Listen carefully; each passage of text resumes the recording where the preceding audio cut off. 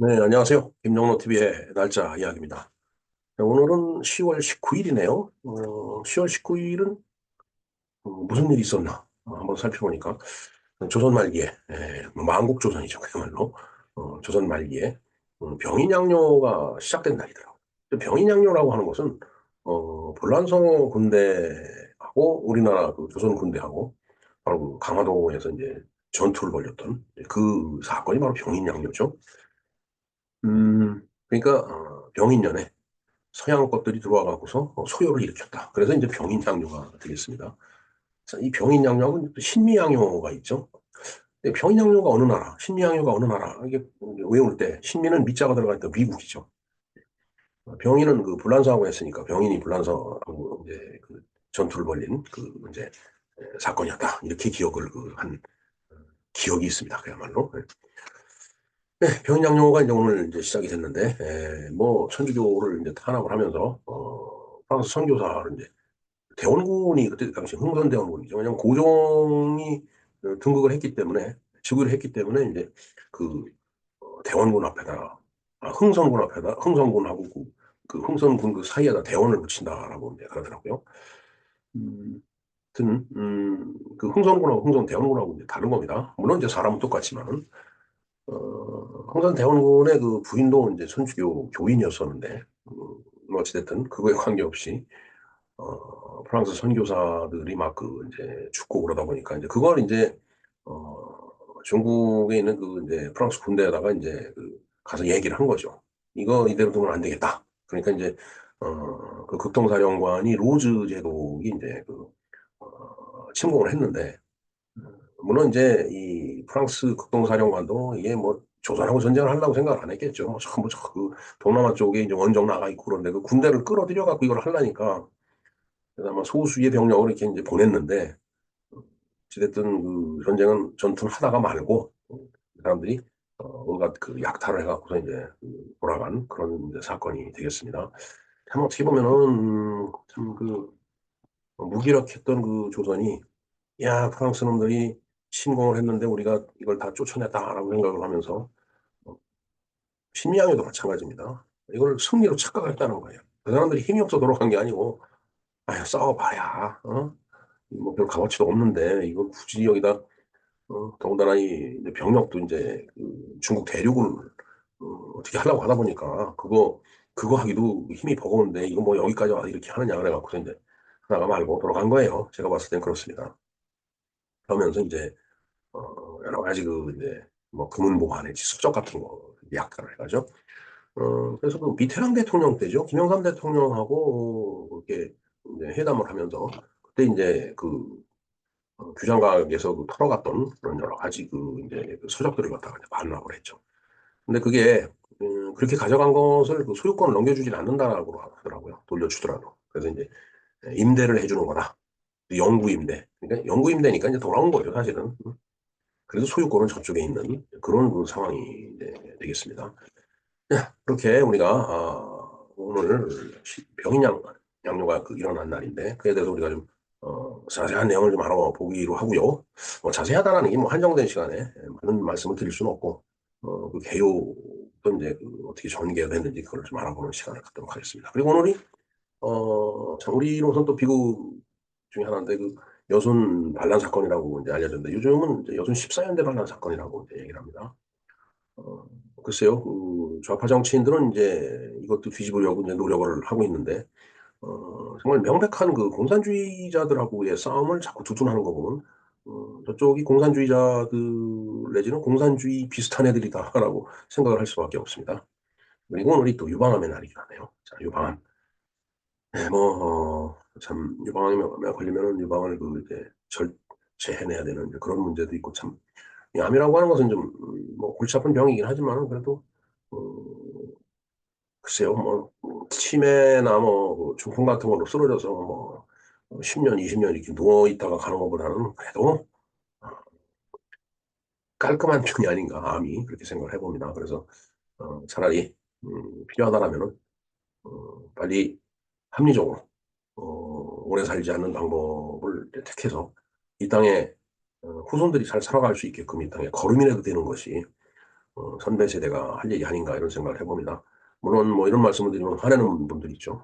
어르신들이 뭐 그냥 저런 놈이 있느냐 이렇게 얘기를 하는데 워낙 그 출산율이 떨어져 있는 상태에 이제 고령화가 심화되다 보니까 사실 그래서 합리적으로 오래 살지 않는 방법이라고 제가 말씀을 드리는데 정말 그야말로 생각해야 할 것이 많은 그런 그 상황이라고 저는 생각을 합니다.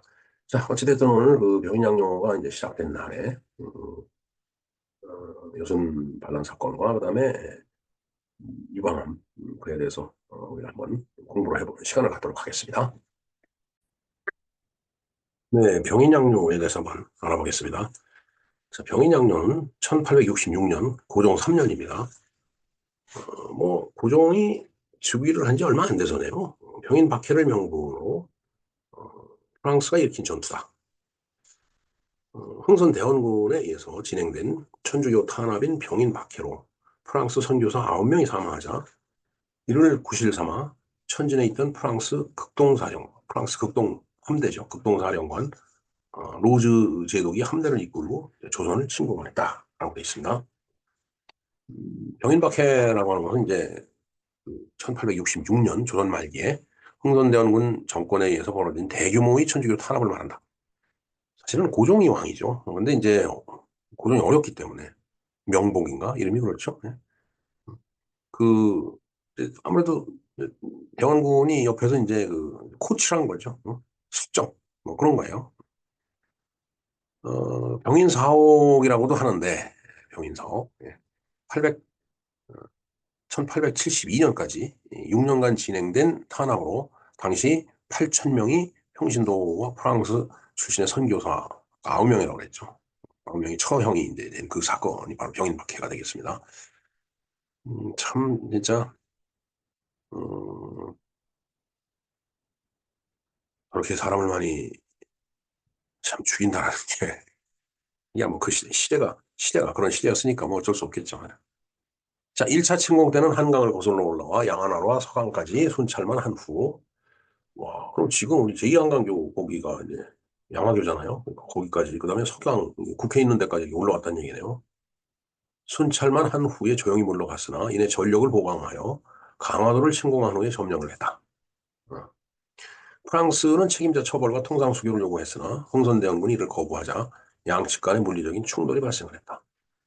어, 사실 그 로스 제독 입장에서도 자기 나라 선교사 9명이 죽었다는 거 이거 참 응? 두고 볼 일은 아니죠. 우리가 저 입장이었다면 또 가만히 있었겠어요? 그러면서 이제 이왕 이렇게 되는 김에 우리가 서로 통상을 하자. 그랬는데 이제 그걸 거부를 한 겁니다. 흥선대원군이. 그다음에 1866년 11월에 퇴각을 하면서 바로 10월 19일 날 이제 병인양요가 시작이 됐는데 11월까지 이제 진행이 됐던 거네요. 퇴각하면서 강화읍을 파괴하고 방어하였으며 강화 2궁과 외교장각 등에서 2궁이라고 하는 것은 어, 그래서 궁이 왕이 이제 이렇게 뭐 잠깐 어, 쉬러 오는다든가 아니면 뭐 일이 있어갖고서 왕이 법궁인 본궁을 비울 때 이제 이용하는 그런 궁이라고 봐야 되겠네요. 외규장각 등에서 각종 무기, 그다음에 수천 권의 서적, 그다음에 국왕의 인장, 19만 프랑 상당의 은계를 약탈을 당했다. 그 도적놈들이네요. 외구 같은 도적놈들이. 응? 그 와서 전투를 해갖고 이겼으면 됐지. 뭘 또 저런 그 국가의 보물까지 다 들고 가는지. 프랑스가 병인양요를 일으킨 본의는 천주교 박해에 대한 도복을 구실로 조선의 문호를 개방시키려고 하는 것이었다. 저때 뭐 사실 서양 열국들이 미국도 그렇고 영국도 그렇고 프랑스도 그렇고 음, 그거 독일은 그렇게 크게 진출을 못한 것 같아요. 물론 이제 천진 쪽에 이제 남아 있었죠. 독일도. 어찌됐든 그 동양 삼국 그러니까 뭐 예를 든다면 중국과 그다음에 일본, 우리나라 문을 닫아 걸고 있으니까 이제 그걸 개방시키려고 이제 했던 것 같아요. 이 사건이 이렇게 일어나고 나니까 그래서 영훈 입장에서 막 아니 이놈들이 이 오랑캐들이 노랑머리에 파란 눈에 이코 삐죽한 놈들이 어디서 감히 우리나라를 쳐들어와 이런 생각 했겠죠. 그러니까 그래 근데 너네들이 뭐 선교사 그런 것 때문에 그래 해갖고서 이제 천주교를 더 탄압을 이제 하게 된 겁니다. 그러면서 착각이지만은 야 우리가 불란서를 이겼다라고 해갖고 이제 쇄국 정책을 더 시킨 거다. 사실 프랑스가 여기 나와 있는 병력을 갖고 야 이게 조선을 쳐봐야 뭐 그런 생각을 했겠죠. 뭐 우리가 여기서 이렇게 전투까지 할 필요 있느냐 그냥 대충 한번 혼내줬으니까 물건이나 약탈해서 이제 돌아가자 이래서 이제 갔겠죠. 심양에도 마찬가지입니다. 이게 그냥 뭐 우리가 이겼다라고 착각을 했던 것 같아요. 그러니까 더 강화를 한 겁니다. 자, 이 병인 양요가 일어나게 된 배경을 한번 보도록 하겠습니다. 러시아가 이제 계속 그 부동항을 찾아서 이제 남하를 했죠. 그러니까 야, 이거 러시아 내려가는 걸 막아야 되는데 이제 문제는 이 조선이 이제 나중에도 그렇지만 러시아하고 자꾸 친하려고 했던 그런 것도 있었죠. 자, 한번 보겠습니다. 철종의 재위기에 세도 정치라던 안동김 신문중은 천주교에 대해서 관대한 편이었다. 네. 철종은 이제 강화도령이라고 그러죠. 강화도령이라는 드라마가 70년대 있었습니다. 강화도령으로 김세윤 씨가 나왔던 것 같은데. 그 강화에 가서 이제 참 천덕꾸러기로 이렇게 성장한 사람을 보니까 왕을 시킬 사람이 없으니까 데려다가 이제 철종을 시킨 거예요. 그러니까 이제 당연히 세도 정치가 들어오겠죠. 왕이 잘 모르니까. 참, 참 신기한. 그 안동김 씨가 이제 뭐 득세를 한 거죠. 근데 그럼에도 불구하고 천주교에 대해서는 관대했다라는 얘기예요. 베르네 주교, 리델 신부 등 프랑스 선교사가 많이 들어와 선교에 힘썼는데 1861년, 철종 12년에 천주교인의 수가 18,000명, 그다음에 고종 2년인 1965년에 23,000명으로 이제 늘어났다는 얘기예요. 한편 1864년 고종 1년에 러시아인들이 함경도 경흥부를 방문해 조선 정부에게 통상을 요구했다. 그러니까 야 이거 어, 그 영국이나 프랑스 입장에서 봐서는 야 러시아를 저지해야 돼. 뭐 이렇게 얘기를 이제 생각했겠죠. 근데 조선 정부는 또 갑작스럽게 러시아가 이렇게 요구를 하니까 굉장히 그 이제 어, 대책을 못 세우고서 이제 당황하고 있었던 거예요. 자, 그래 당시 조선에 선교를 목적으로 방문 중이던 천주교 선교사들이 조선 정부가 프랑스, 영국과 동맹을 체결한다면 프랑스 나폴레옹 3세의 힘을 빌려 러시아의 남하를 저지할 수 있다라고 주장을 이제 했다라는 얘기예요.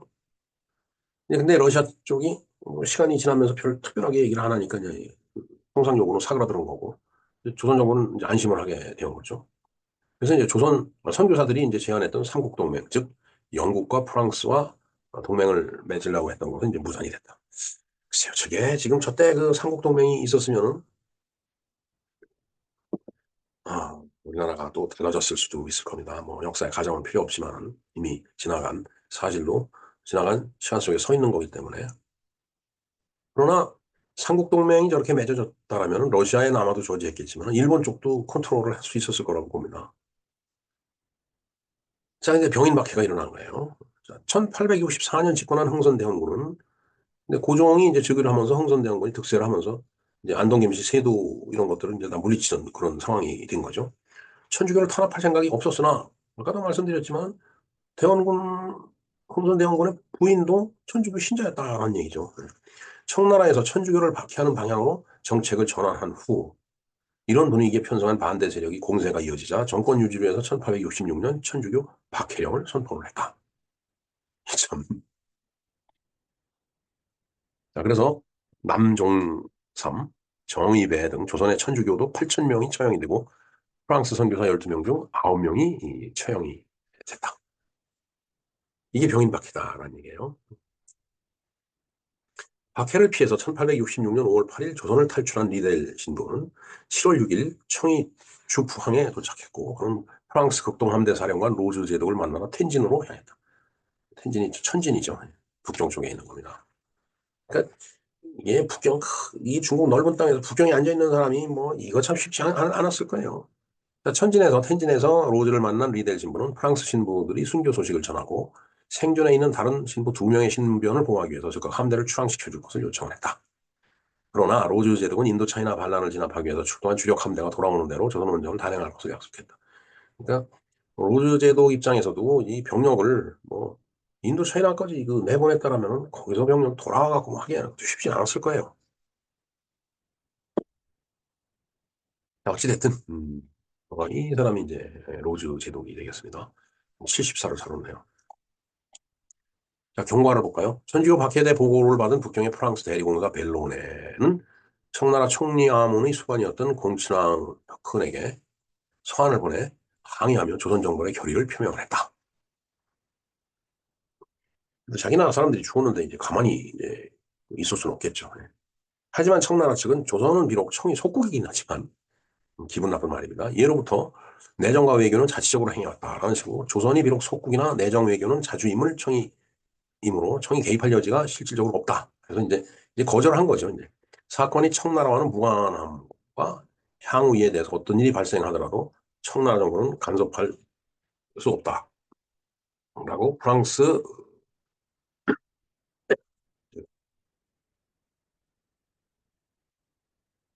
공작원에다가 이제 통보를 했네요. 네, 아유 죄송합니다. 좀 갑자기 목에 사례가 들려갖고요. 어찌됐든 중국은 간섭할 의사가 없었던 거예요. 사실 간섭하면 또 귀찮죠. 네? 외교 문제인데. 자, 한편 청나라를 통해서 프랑스의 침략 의사를 전해들은 대원군은 탄압을 더 심하게 하는 한편 변경의 방비를 더 굳게 했다. 청나라가 이제 알려줬겠죠. 야, 너 조심해라. 프랑스 얘네들이 너네들 손본다고 한다. 알려줬을 거예요. 그러니까 이제 변경의 방비를 더 이제 굳건하게 했다. 그래서 이제 개전이 이제 시작이 되는데 1866년 10월 19일 바로 오늘이 되겠습니다. 로즈 제독이 인솔하는 프랑스 호남 세척이 리델 신부와 조선인 신자 3명의 안내로 오늘날의 인천 앞바다에 이제 다다랐다라는 얘기. 특히 리델 신부는 프랑스 호남이 조선 연안에 출현하면 조선의 천주교 신도들이 봉기를 일으킬 것이라고 말했지만 실제로 신도는 한 명도 찾지 못했다.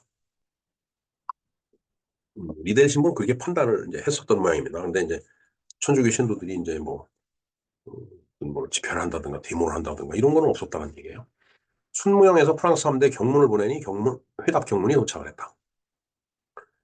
이제 순무영이 이제 뭔가 이게 전투를 지휘하는 그런 어떤 호스트가 되겠죠. 거기서 프랑스 함대에다가 이제 경문을 보냈어요. 야, 너희들 왜 까부냐?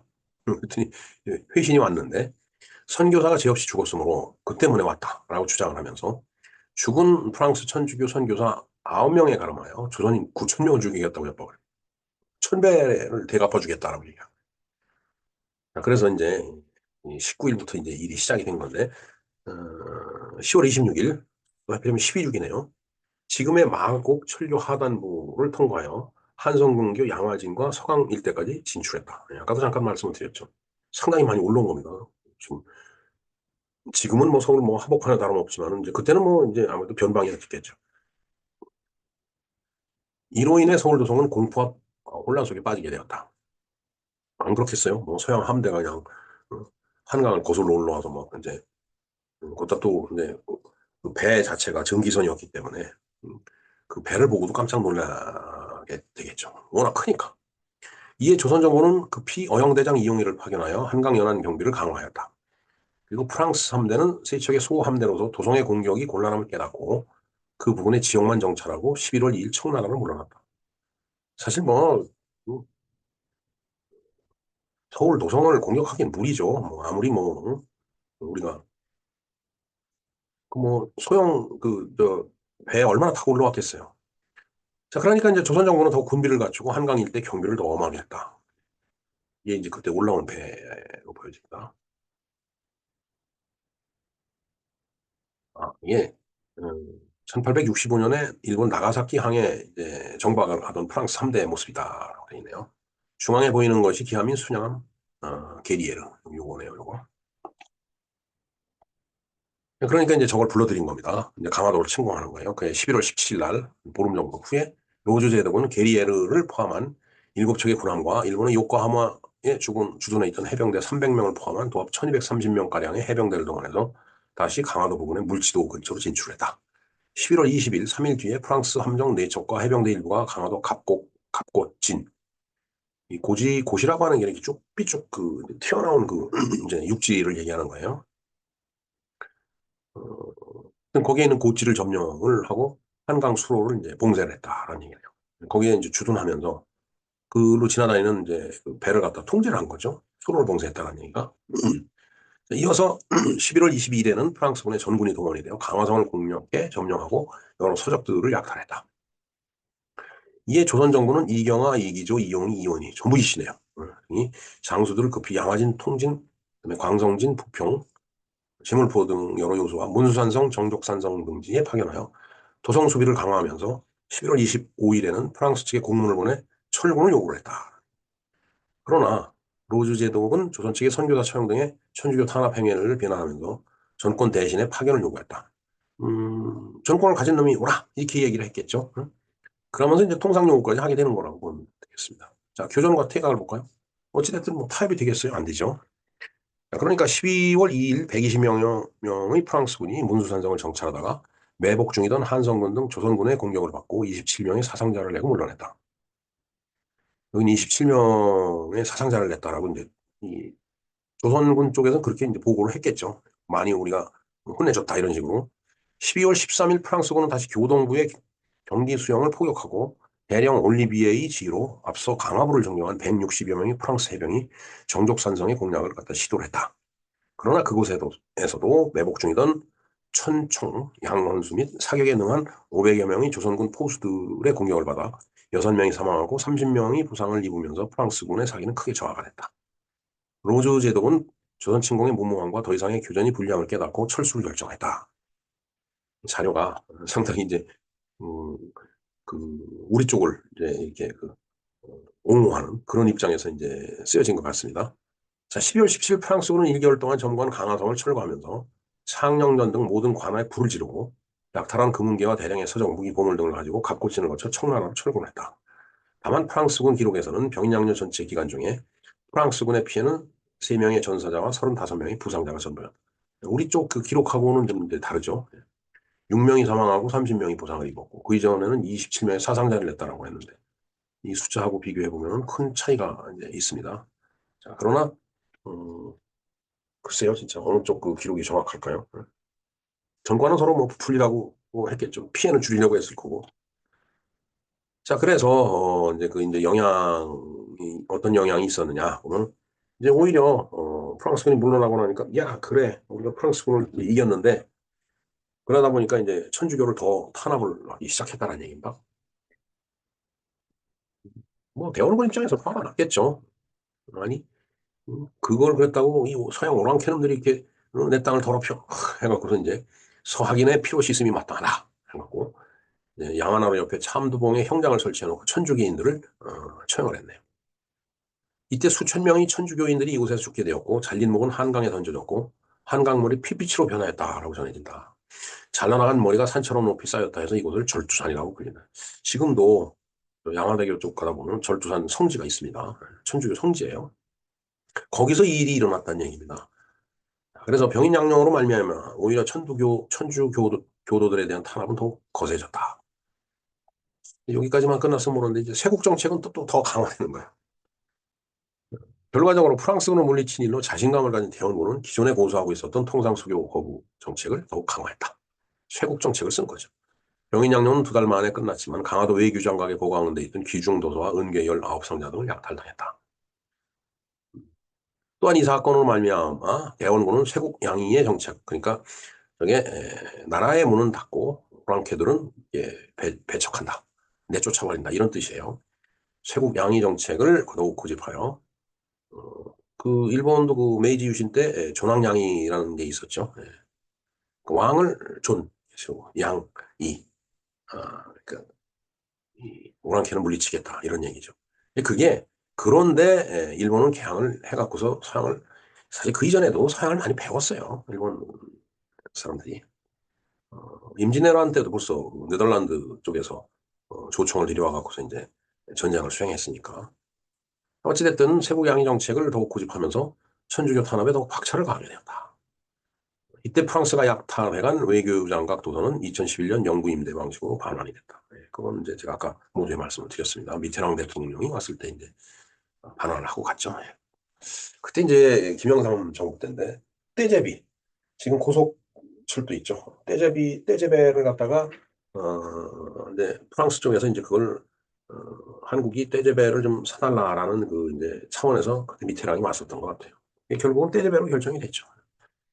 옛날 청주 쪽에 가면 떼제배 그 골프장도 있었습니다. 그때 떼제배가 얼마나 그 이제 선풍적이었으면 골프장 이름을 떼제베로줬을 거예요. 지금은 뭐 다 바뀌었을 거라고 봅니다.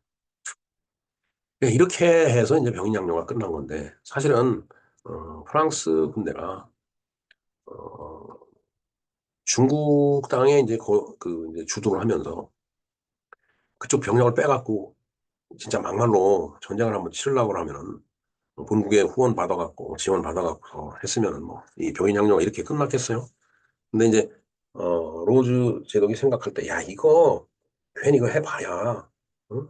별 의미가 없겠다 싶으니까 이제 중간에 약탈하고 그냥 돌아가 버린 거 아닌가 이런 생각을 해봅니다. 그런데 대원군 입장에서는 야 우리가 프랑스를 물리쳤다 자신감을 가지고 일종의 착각이었다라고 보면 됩니다. 그만큼 세계 물정을 몰랐던 거죠. 프랑스 군대가 그런 게 아니다.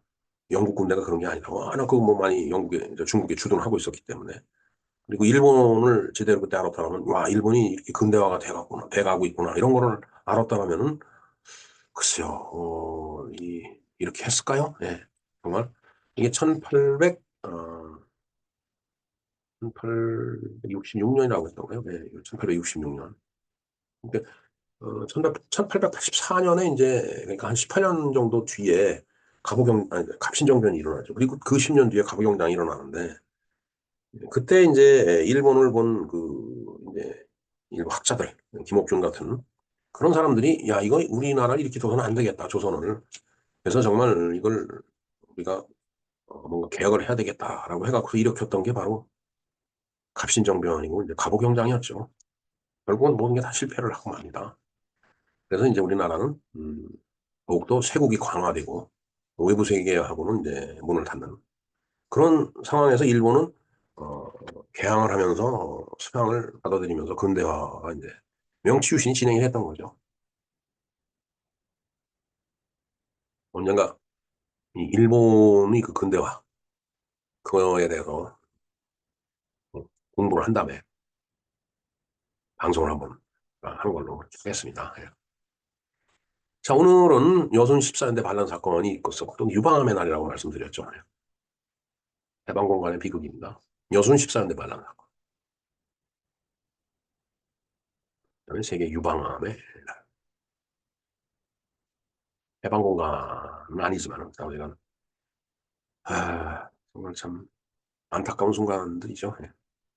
결국은 이제 우리나라가 이제 분단이 돼갖고 지금도 참 서로 갈등하는데 어떤 것이 해법인지 저로서는 잘 모르겠습니다. 예.